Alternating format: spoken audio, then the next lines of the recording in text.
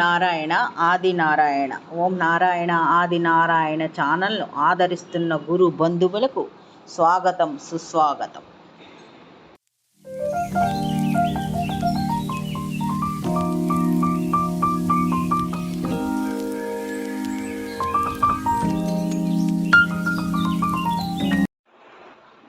ఓం నారాయణ ఆది నారాయణ. ఓం శ్రీ భగవాన్ వెంకయ్య స్వామి నేను ఆశ్రిత జనరక్షకుడు దేనజన బాంధవుడు శ్రీ భగవాన్ వెంకయ్య స్వామి వారి పాద పద్మములకి నా ప్రణామములు. సమస్త సగుణ రూప నిర్గుణ రూప గురుదేవుల పాద పద్మములకి నా నమస్సుమాంజలి. అవధూత శ్రీ భగవాన్ వెంకయ్య స్వామి వారి అనుగ్రహంతో సమస్త గురుదేవుల ఆశీస్సులతో శ్రీ మొగలిచెర్ల దత్తాత్రేయ స్వామి వారి లీలా వైభవం. ఓం శ్రీ గణేశ నమో, ఓం శ్రీ సరస్వతి, ఓం శ్రీ గురుభ్యో నమో. ఓం నారాయణ ఆది నారాయణ. ఈ భక్తుని పేరు తిరుమలరావు గారు. వీరు చెన్నైలో ఉంటారు. అక్కడ వీరు వ్యాపారం చేసుకుంటూ జీవనం సాగిస్తున్నారు. చెన్నైలో వ్యాపారం చక్కగా సాగుతుంది. వీరికి వీరి కుటుంబానికి ఏ లోటు లేకుండా జీవితం చక్కగా సాగిపోతుంది. ఇలా ఉండగా ఒక 3 సంవత్సరాల క్రితం వీరి స్నేహితుడు వీరికి ఒక ప్రలోభం చూపించాడు. అదేంటంటే రియల్ ఎస్టేట్లో పెట్టుబడి పెడితే లాభాలు బాగా వస్తాయి అని వీరికి ప్రలోభ పెట్టాడు. అంతేకాకుండా టౌన్కు దగ్గరలో భూమి ఉంది, దానికి అన్ని అనుమతులు ఉన్నాయి, దాన్ని మనం కొని ప్లాట్లు వేస్తే అమ్ముకుంటే బోలెడు లాభం వస్తుందని వీరికి ఆశ చూపించారు. దానితో స్నేహితుడి మాటలకు వీరు నమ్మారు, ఆశపడ్డారు.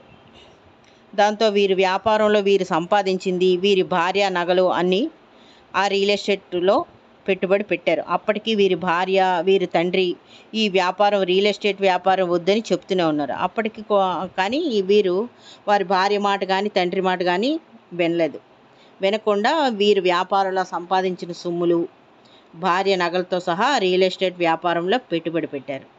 వారి స్నేహితుడు వీరు ముందు అనుకున్న ప్రకారం ఆ స్థలం కొన్నారు, ఫ్లాట్లు వేశారు, కొన్ని అమ్మారు. ముందు వచ్చిన డబ్బులన్నీ తనకు అవసరం ఉందని వీరి స్నేహితుడు ఆ కొన్ని ప్లాట్లు అమ్మకంగా వచ్చిన డబ్బులు వీరి స్నేహితుడు తీసేసుకున్నాడు తనకు అవసరం ఉందని. ఆ తర్వాత వీరికి ఒక్క సైట్ కూడా అమ్మకం అవ్వలేదు. దాంతో వీరి పెట్టుబడి అంతా అక్కడ ఇరుక్కుపోయింది.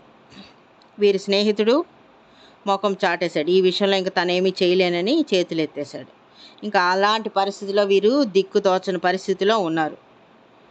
వ్యాపారంలో ఉన్న పెట్టుబడి పెట్టారు, భార్య నగలు అంతా రియల్ ఎస్టేట్ వ్యాపారంలో పెట్టుబడి పెట్టారు, చేతిలో పైసా లేవు. అలాంటి పరిస్థితుల్లో దిక్కుతోచక ఉన్నారు. అలాంటి పరిస్థితుల్లో వీరు శ్రీ మొగలిచెర్ల దత్తాత్రేయ స్వామి వారి లీలా వైభవము ఈ వాట్సాప్ గ్రూపుల్లో వస్తూ ఉంటాయి కదా పోస్టులు, నాగేంద్ర ప్రసాద్ గారు పోస్ట్ చేస్తూ ఉంటారు. అవి చదువుతూ వచ్చారనమాట. అవి చదువుతూ ఉన్నప్పుడు వారికి నమ్మకం కలిగింది, ఇక్కడికి వస్తే తన కష్టాలు తీరుతాయేమో అని అతనికి ఆ పోస్టులు చదువుతూ ఉంటే వారికి అనిపించింది. ఆ తర్వాత వీరు వరుసగా ఒక 2 ఆదివారాలు వచ్చారు, స్వామివారికి మొక్కుకొని వెళ్ళారు. కానీ మొగలిచెర్ల 2 ఆదివారాలు వచ్చారు, మొక్కుకొని వెళ్ళారు. కానీ వీరికి ఏమీ మార్పు కనిపించలేదు. తర్వాత ఒక 11 ఆదివారాలు ఉపవాసం ఉన్నారు పూర్తిగా. ఆ తర్వాత 11 ఆదివారాలు ఉపవాసం పూర్తయిన తర్వాత వీరి భార్యతో సహా వచ్చి స్వామివారికి శ్రీ మొగలిచెర్ల దత్తాత్రేయ స్వామివారికి పొంగలి నైవేద్యం పెట్టుకొని ఇద్దరు మొక్కుకొని వెళ్ళారనమాట. అలా వెళ్ళిన వారానికి వీరు స్థలానికి బేరం వచ్చింది. మొత్తం ఆ స్థలం కొంటామని బేరం వచ్చింది. ఆ పెట్టుబడి పోను వీరికి లాభం వస్తుందన్నమాట. వెంటనే వీరు ఒప్పుకున్నారు. స్నేహితుడు కూడా వీరిద్దరూ కలిసి కదా కొన్నారు. స్నేహితుడు కూడా ఒప్పుకొని అగ్రిమెంట్ మీద సంతకం చేశారు, వారికి అడ్వాన్స్ ఇచ్చారు. దాంతో వీరికి స్వామివారి మీద భక్తి విశ్వాసాలు పెరిగాయి, ప్రశాంతంగా ఉన్నారు. స్వామివారికి కృతజ్ఞతలు చెప్పుకోవటానికని శ్రీ మొగలిచెర్ల దత్తాత్రేయ స్వామివారి మందిరానికి ఒక గురువారం నాడు వచ్చారు. అంటే గురువారం వచ్చి 3 రోజులు అక్కడ ఉందామని అనుకొని వచ్చారు. స్వామివారి సమాధి దర్శనం చేసుకున్నారు. తర్వాత స్వామివారికి అర్చన చేయించుకున్నారు. ఆ 3 రోజులు శ్రీ మొగలిచెర్ల దత్తాత్రేయ స్వామివారి మండపంలోనే, రూమ్ ఏమీ తీసుకోకుండా మండపంలోనే ఉన్నారు. ఉన్న తర్వాత ప్రసాద్ గారితో చెప్పారు. ప్రసాద్ గారు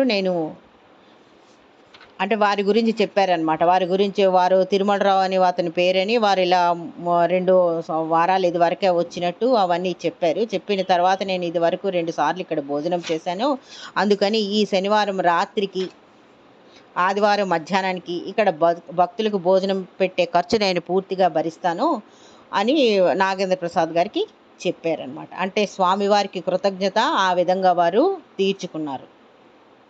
ఓం నారాయణ. ఆది నారాయణ.